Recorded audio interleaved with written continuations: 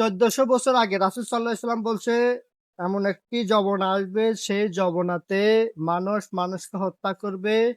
কে কাকে কি কারণে হত্যা করতেছে সে নিজেও জানে না।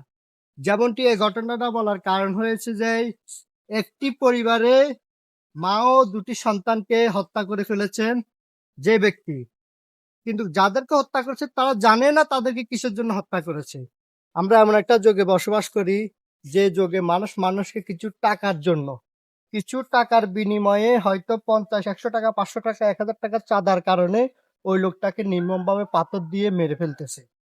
তাই সর্বদাই সবসময় এই পৃথিবীতে এসব এসব মৃত্যু কারো যেন না হয়, এবং কি প্রতিটি মানুষ এই যে মৃত্যুগুলো হচ্ছে মানুষের, এই হত্যা মানুষ মানুষকে করতেছে, তার ভিতরে আল্লাহর যে দিনদারিত্বতা তার ভিতরে না থাকার কারণে, আল্লাহকে ভয় না পাওয়ার কারণে আজকে হিংস্র হয়ে গেছে মানুষ। একটি ক্ষুধার্ত প্রাণীর মতোই মানুষ মানুষের সাথে নির্মমভাবে মানুষকে মানুষ হত্যা করতেছে, একমাত্র তার ভিতরে ঈমান চলে যাওয়ার কারণে। প্রত্যেকটি মানুষকে আমি একটি কথা বলতে চাইবো, ঈমানের সাথে বাঁচার চেষ্টা করবেন। তখন আপনার শরীর থেকে, মন থেকে পশুতত্ত্বটা চলে যাবে। যার ভিতরে পশুর